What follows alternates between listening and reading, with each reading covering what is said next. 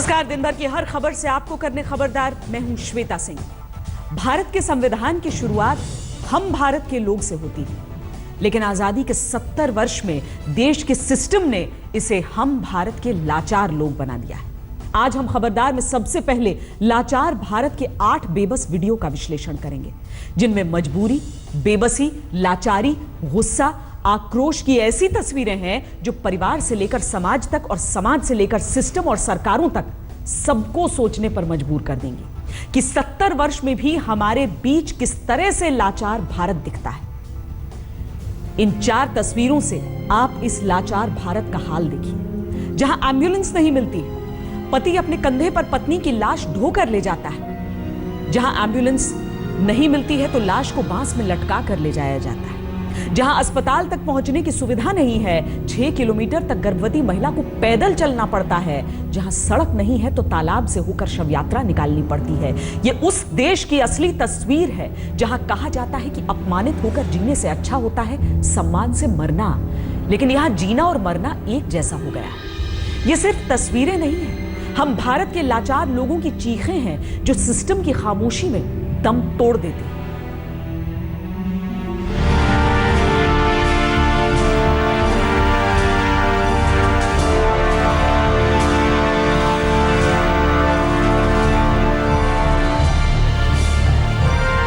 ओडिशा के कालाहांडी की इस तस्वीर में वो लाचार भारत दिखता है जिसे 70 साल में भी देखने और सुनने वाला कोई नहीं है। दाना मांझी को पत्नी की लाश कंधे पर रखकर 12 किलोमीटर तक पैदल चलना पड़ा, क्योंकि अस्पताल ने लाश ले जाने के लिए एम्बुलेंस देने से मना कर दिया। कालाहांडी से दाना मांझी की तस्वीरें पूरे देश से सवाल कर रही हैं। Indeed, that's very distressing news.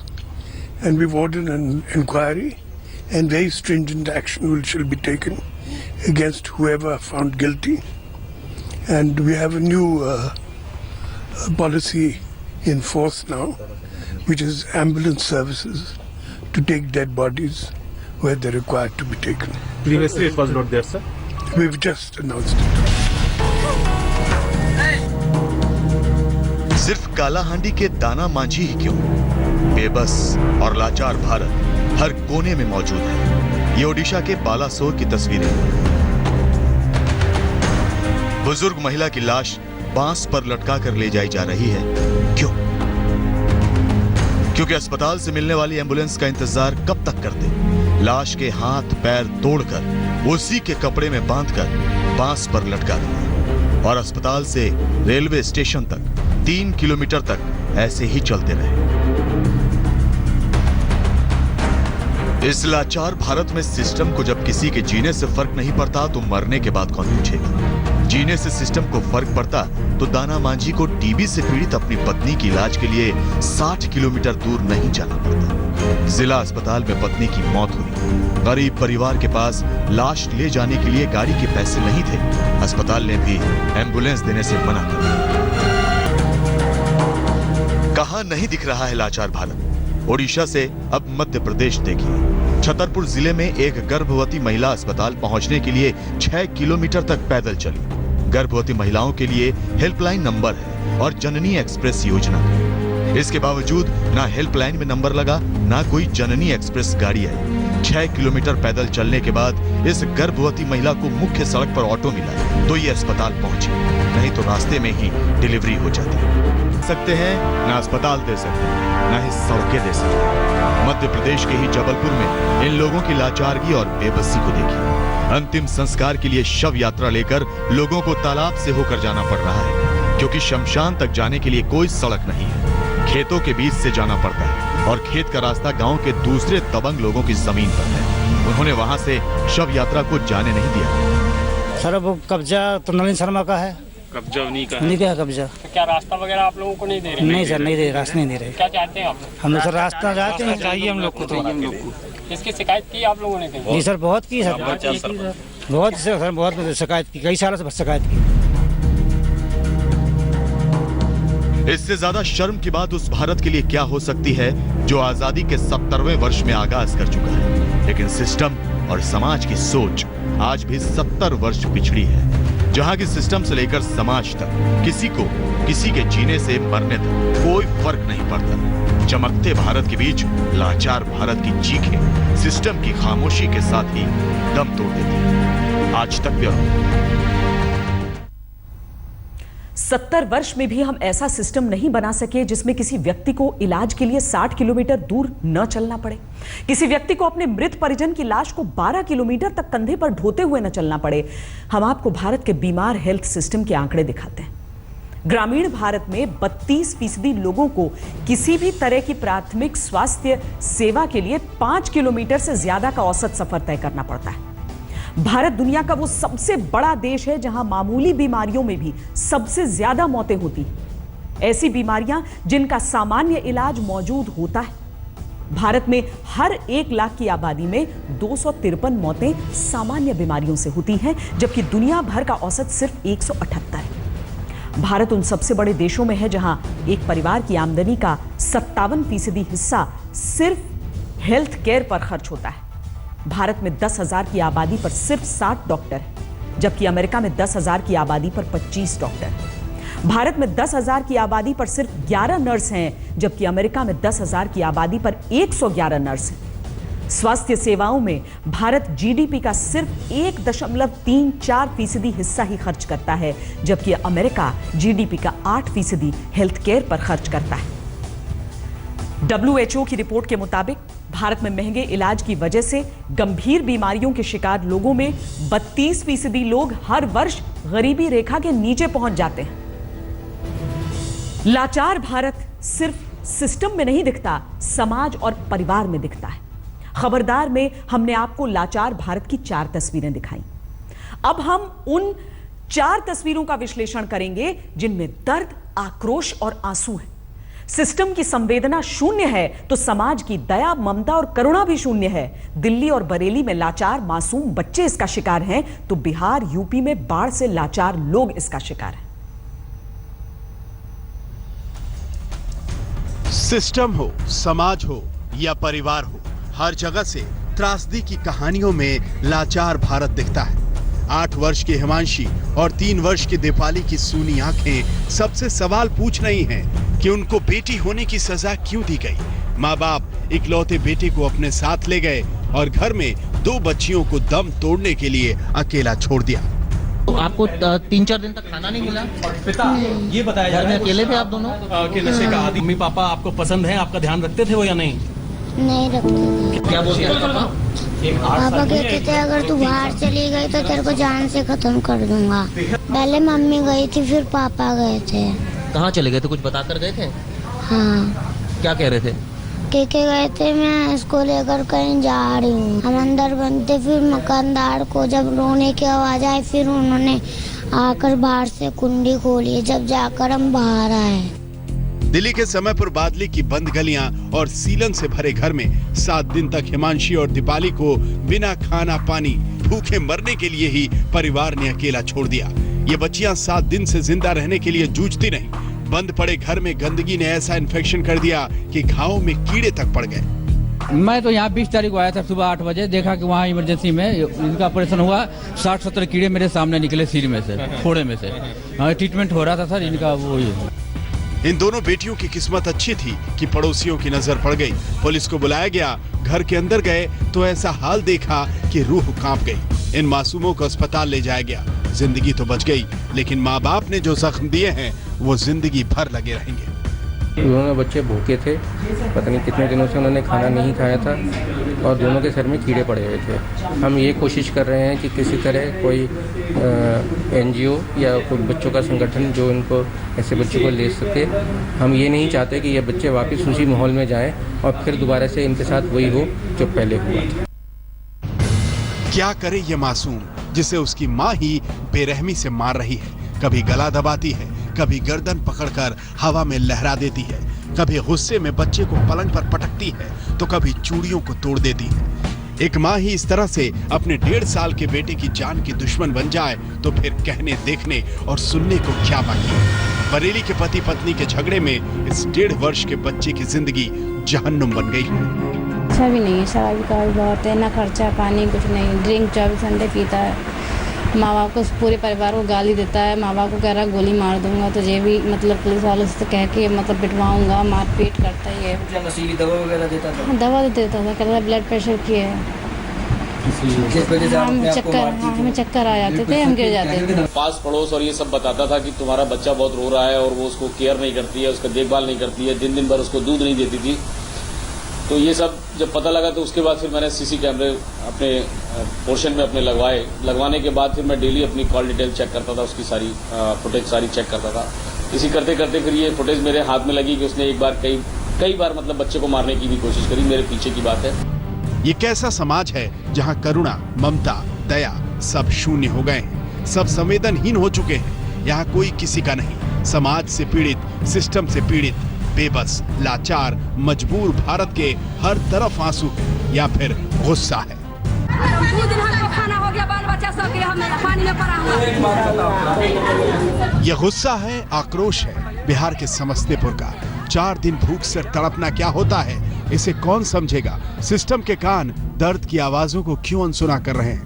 घर अगना में पानी ढुका हुआ है, माल जाल बकरी छड़ी बाल बच्चा सब भूख उपास पड़ रहा है। हमको सके निकले के साधन है भी नहीं किया, कथी माल जाल खाएगा। इतने लिए हलगामा कर रहा है लोग, कुछ के सूचना नहीं दे रहा है अभी। हाँ, सीओ वीडियो के घेरावा कर रहा है, जो हमको सके सूचना देगा कुछ के। माल जाल आदमी सब भूख उपास पड़ रहा है 2 दिन से, ये के लेल और कौन चीज का सूचना दे रहा है। बाढ़ के बीच लोग भूखे हैं, राहत शिविर नहीं है। सिस्टम तो जैसे इस बाढ़ में ही बह गया है। थोड़ा सा प्रशासन को और लगे हैं, लेकिन इस भयावह स्थिति में थोड़ा और मेहनत और ज़्यादा सजगता की जरूरत है। पानी बढ़ रहा है। पहले जो पीड़ित है उनको नहीं पहुंच रहा है। 4 दिन 5 से वो भी भूखे हैं, पहले उसको भेज रहे हैं। अब 1-2 दिन में इनका पहले कल ही परसों घुसा पानी, अतः ये लोग हंगामा कर रहे हैं, तो लेकिन इनका भी हम मांग पूरा कर रहे हैं। बिहार के वैशाली जिले के बेबस लोग, गंगा और गंडक ने 12 दिन से तबाही मचा रखी है, लेकिन हाल ये है कि बाढ़ पीड़ितों की मदद में भी भेदभाव हो रहा है। सरकार में बैठे नेताओं के इलाके में ज्यादा राहत पहुंचाई जा रही है। जो भी मुखिया अपना अपना राजनीति करके उसको अपने हिसाब से बांट रहे हैं। जहां उनको वोट नहीं मिला वहां कुछ भी नहीं मिला अभी तक। लाचारी और बेबसी की एक और तस्वीर बाढ़ से तबाह लोगों की आंसुओं की बाढ़ है। उत्तर प्रदेश का हमीरपुर सीहो नदी पर बने चेक डैम में एक लाश फंसी है। ये शख्स नदी की बाढ़ में गिर गया था और बहकर इस पाइप में फंस गया। चीख पुकार के बाद भी 5 घंटे बाद प्रशासन पहुंचा। जब तक मारा, लेकिन यहाँ कुछ नहीं हो रहा, कोई सुनता भी नहीं है गांव में। सर क्या हुआ, क्या है? सर सामने गेट दबी हुई है, यहाँ पे कोई सुनता भी नहीं। क्या हुआ सर? यहाँ पे होगा क्या? इन तस्वीरों में असली भारत को देखिए, जो 70 साल की आजादी में भी बेबसी से आजाद नहीं है। हम भारत के लोग से शुरू हमारा संविधान सिस्टम के हाथों हम भारत के लाचार लोग बनकर दम तोड़ रहा है। भारत को इस बेबसी और लाचारी से मुक्ति चाहिए। सियाचिन में साल 2003 से गोलियों की आवाजें भले ही सुनाई नहीं दे रही हो, लेकिन सियाचिन में सैनिकों का सबसे बड़ा दुश्मन मौसम है, जिसकी बलि चढ़कर अब तक 1013 सैनिक शहीद हो चुके हैं। लेकिन अब मौसम का किलर इफेक्ट सियाचिन ग्लेशियर को ही धीमी मौत की तरफ धकेल रहा है। इसके असर को साबित करने वाली कई स्टडीज हो चुकी हैं। पर्यावरण मंत्रालय की रिपोर्ट के मुताबिक कभी 150 किलोमीटर लंबा सियाचिन ग्लेशियर अब सिर्फ 76 किलोमीटर रह गया है। लंदन की ग्लोबल वार्मिंग पॉलिसी फोरम ने कुछ समय पहले जारी अपनी रिपोर्ट में कहा कि सियाचिन काराकोरम पर्वत श्रृंखला का अकेला ग्लेशियर है जो जलवायु परिवर्तन की सबसे ज्यादा मार झेल रहा है। सैटेलाइट की तस्वीरें बताती हैं कि सियाचिन में हर 10 फीट पर ग्लेशियर में दरार नजर आने लगा है। जलवायु परिवर्तन के साइड इफेक्ट्स की वजह से सियाचिन ग्लेशियर पिछले 1 दशक में 800 मीटर पीछे खिसक गया है। गेयर्स इंडिया नाम के गैर सरकारी संगठन ने सियाचिन और आसपास के 35 साल के मौसम के आंकड़ों पर जो रिपोर्ट तैयार की है, उसमें दावा किया गया है कि सियाचिन और लेह के आसपास औसत तापमान 1 डिग्री बढ़ गया है। सियाचिन में रिपोर्टिंग के दौरान आज तक की टीम ने भी महसूस किया कि -50 डिग्री के तापमान वाला सियाचिन अब गर्म हो रहा है। इसीलिए अब हम दुनिया के सबसे ऊंचे युद्ध क्षेत्र सियाचिन में तैनात सैनिकों के सबसे बड़े दुश्मन का विश्लेषण करेंगे। यह दुश्मन पाकिस्तान या चीन नहीं, बल्कि जलवायु परिवर्तन है, जिसकी वजह से सियाचिन ग्लेशियर के वजूद पर खतरे की गर्म हवाएं बह रही हैं।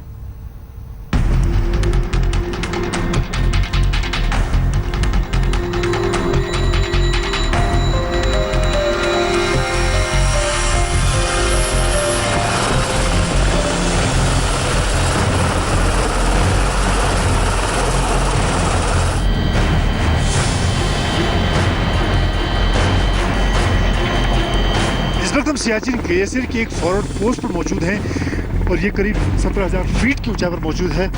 यहाँ पर 5 से 6 जवान मौजूद होते हैं एक वक्त में और ये उनके रहने का यहाँ पर जो बंकर बनाए गए हैं, कुछ पुराने बंकर यहाँ पर मौजूद हैं लेकिन कुछ नए बंकर बनाए गए हैं। पूरा इलाका देख सकते हैं, पूरी घाटी जो है वो बर्फ से ढकी हुई है।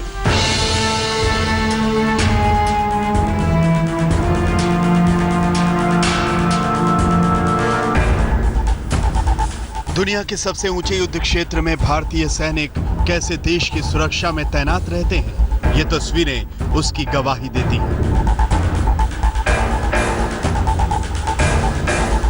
-50 डिग्री के तापमान में देश के जवान सीमाओं की सुरक्षा करते हैं और बेरहम मौसम को भी मुंहतोड़ चुनौती देते हैं।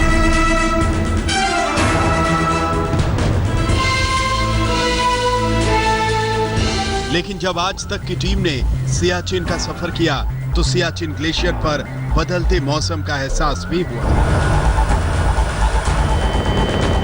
जो सियाचिन अपनी हड्डियां जमा देने वाली ठंड के लिए जाना जाता है, जिस सियाचिन में हिमस्खलन और ठंड से हर महीने औसतन एक जवान शहीद हो जाता है, जिस सियाचिन में साल 1984 से 2015 के दौरान मौसम की वजह से 869 जवान शहीद हो चुके हैं, उस सियाचिन का पारा अब हाई होने लगा है।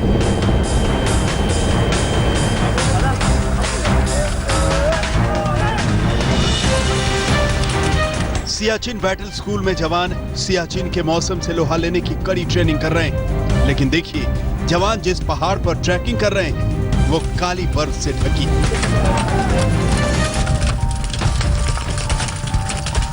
ग्लोबल वार्मिंग का असर पूरी दुनिया में नजर आ रहा है। बात फिर चाहे गोमुख की जाए जहां से गंगा निकलती है, या फिर ये सियाचिन का इलाका जो साल भर बर्फ से ढका रहता है, लेकिन अब पिछले कई सालों से ग्लेशियर एक तरफ पीछे खिसकते जा रहे हैं, दूसरी तरफ जो बर्फ का रंग है वो काला होता जा रहा है। ये देख सकते हैं, इसको हम नजदीक से अगर देखें तो ये पूरी तरह से हार्ड बर्फ के ये पहाड़ हैं, ग्लेशियर हैं, लेकिन यहाँ पर जो लोग हैं, जो सेना के लोग तैनात हैं, वो इस असर को लगातार देख रहे हैं। भारत सरकार के हिमस्खलन अध्ययन संस्थान ने भी दावा किया है कि ग्लोबल वार्मिंग की वजह से सियाचिन में बर्फ खिसकने की घटनाएं बढ़ गईं। वर्ल्ड वाइल्ड लाइफ फंड की रिपोर्ट के मुताबिक सियाचिन में बढ़ रहे तापमान से बर्फ तेजी से पिघल रही है। रिपोर्ट बताती है कि साल 1989 से 2009 तक सियाचिन ग्लेशियर 5.9 किलोमीटर सिकुड़ गया है। यह असर सियाचिन में साफ दिखता भी है। गर्मियों में सियाचिन बेस कैंप का तापमान 28 डिग्री सेल्सियस तक पहुंच जाता है और सियाचिन की पहाड़ियां अब 12 महीने बर्फ से ढकी नहीं दिखती। अब देखिए, जनरली ग्लोबल वार्मिंग हो रही है। पिछले 5 से 7 सालों में टेम्परेचर पृथ्वी का बढ़ा है। अब इस टेम्परेचर के बढ़ने की वजह से क्या हुआ है कि ग्लेशियर की मेल्टिंग बहुत ज़्यादा हुई है। खासकर ग्लेशियर जहां ख़त्म होता है, जिस जगह पे हम खड़े हैं, हमारा ट्रेनिंग एरिया, वहाँ पे स्नाउट आइस चंक्स जो हैं ग्लेशियर में टूट के गिरते रहते हैं। तो इस वजह से क्या हो रहा है कि ग्लेशियर कम हो रहा है, पीछे भी जा रहा है और हाइट में भी कम हो रहा है। अब सियाचिन ग्लेशियर हमारी शान है। सियाचिन ग्लेशियर में इंडियन आर्मी बड़े सालों से डिप्लॉयड है। ये अगर खराब होगा या टूटेगा तो हमें अच्छा नहीं लगता। इसीलिए जो सल्यूशन है इसका यही है कि हम लोग जो कार्बन डाइऑक्साइड का परसेंटेज है हमारे वातावरण में उसको बढ़ाएं, उसके लिए प्रदूषण को कम करें और पेड़ ज़्यादा से ज़्यादा लगाएं, जिससे कि वो कार्बन डाइऑक्साइड को खींचे, हम लोग सियाचिन ग्लेशियर को बचा सकें। सियाचिन में ग्लोबल वार्मिंग के असर पर नजर रखने वाले मौसम वैज्ञानिक मानते हैं कि सियाचिन में मौसम का मिजाज बिगड़ रहा है। इसका असर ये है कि ग्लेशियर सिर्फ तेजी से पिघल भी रहे हैं और बन भी रहे हैं। ये ग्लोबल वार्मिंग का ही साइड इफेक्ट है। यदि देखें ग्लेशियर्स को जम्मू एंड कश्मीर में, तो वहाँ पर जो ग्लेशियर्स हैं वो या तो बहुत तीव्र गति से बढ़ते हैं या फिर तीव्र गति से घट जाते हैं। और ये भी संभव है कि जो ग्लेशियर बढ़ता है तो कुछ समय पश्चात वो घट भी जाता है। एरोसॉल्स या जो डस्ट पार्टिकल्स हैं, जब उनकी मात्रा विंड जो वेस्टर्लीज हैं उसमें अधिक हो जाती है तो हो सकता है कि उसके कारण से जो सरफेस है वो मटमैली दिखाई दे रही हो, ये संभावना है। और ग्लेशियर्स में जो एरोसोल की जो प्रॉब्लम है ये तो हर ग्लेशियर में है। इससे जब ब्लैक अगर है तो ब्लैक के कारण से जो मेल्टिंग रेट है वो बढ़ता है। सियाचिन में बर्फीले मौसम के शिकार चोटियों पर तैनात भारतीय सैनिक होते हैं। ग्लोबल वार्मिंग की वजह से यह खतरा और भी बढ़ जाता है। इस साल की शुरुआत में आए एवलांच में सियाचिन में सेना की सोनम पोस्ट बर्बाद हो गई थी और 10 जवान शहीद हुए थे। अब यह खतरा और भी ज्यादा बढ़ गया है।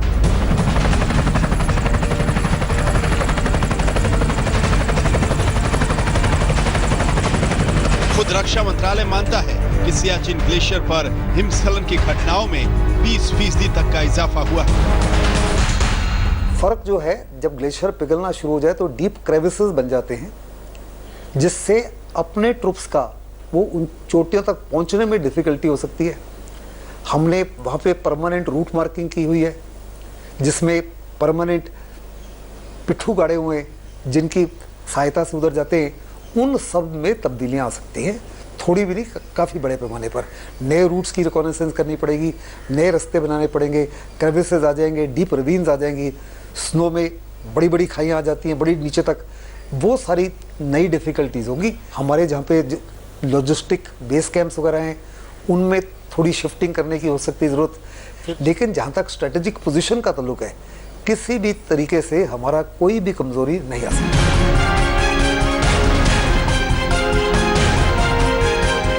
सियाचिन 76 किलोमीटर लंबा दुनिया का सबसे बड़ा ग्लेशियर है। सियाचिन ग्लेशियर में भारतीय फौज की 100 से ज्यादा पोस्ट हैं, जिनमें करीब 10,000 सैनिक पूरे साल तैनात रहते हैं। इन सैनिकों पर अब ग्लोबल वार्मिंग के अटैक का खतरा बढ़ गया है। सियाचिन में कुदरत चेतावनी दे रही है।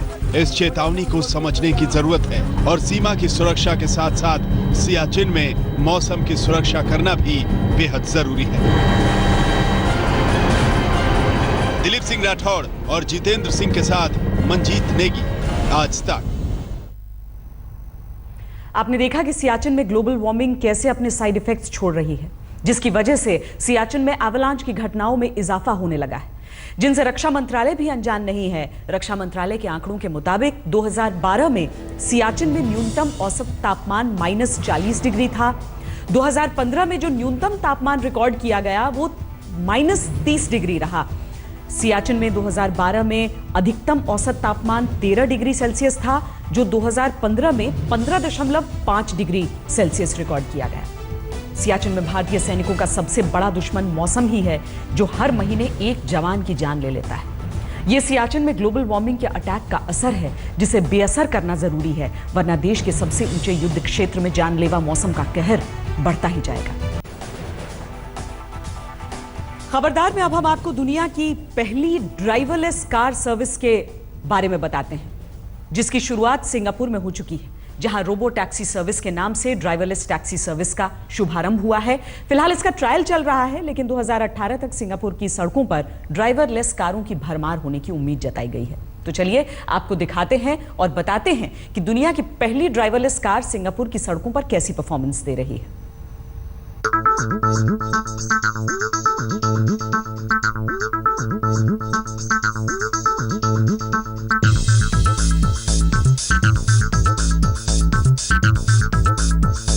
इंतजार खत्म हुआ। यह है दुनिया की पहली ड्राइवरलेस टैक्सी सर्विस, जिसकी शुरुआत हुई है सिंगापुर में।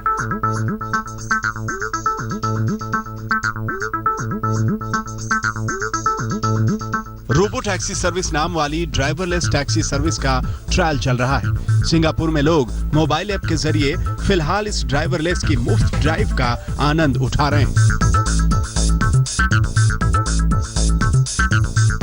इस ड्राइवरलेस टैक्सी सर्विस को नूटोनोमी नाम की कंपनी ने शुरू किया है। फिलहाल 4 स्क्वायर किलोमीटर के दायरे में 6 ड्राइवरलेस कारों के जरिए यह सर्विस दी जा रही है, लेकिन कंपनी 2018 तक कम से कम 100 ड्राइवरलेस टैक्सियों को सड़क पर उतारना चाहती है। The computers react far faster than a human will. Humans' reaction times have been 0.25 seconds, and we can actually react far faster than that, from seeing an object, deciding what to do, and then applying the brakes.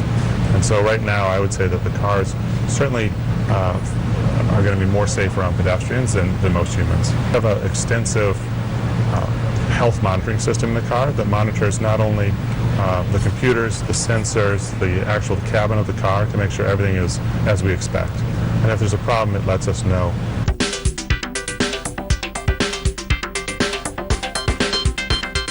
In driverless कारों में 3 कैमरे लगे हैं जो सड़क पर नजर रखते हैं और रास्ते में आने वाली दिक्कतों और ट्रैफिक लाइट्स को डिटेक्ट करने का काम करते हैं। और फिर ड्राइवरलेस कारों की छत पर लगे रडार की मदद से कार अपने आप रुक जाती है।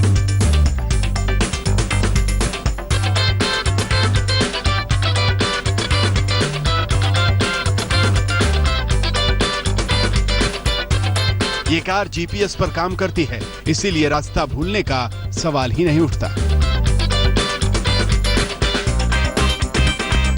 सिंगापुर की सड़कों पर ये हाईटेक ड्राइवरलेस कारें खुद ही चल रही हैं, लेकिन फिलहाल इन कारों में कंपनी का एक इंजीनियर मौजूद रहेगा। इंजीनियर इस बात पर नजर रखेगा कि कार का सॉफ्टवेयर किस तरह काम कर रहा है।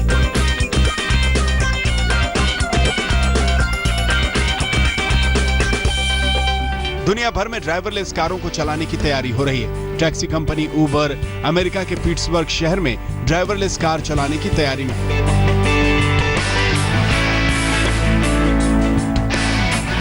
चीन में भी ड्राइवरलेस कार सर्विस चलाने की तैयारी हो रही है, लेकिन सिंगापुर ने बाजी मार ली क्योंकि वहां दुनिया की पहली ड्राइवरलेस सर्विस अब लोगों के लिए उपलब्ध है।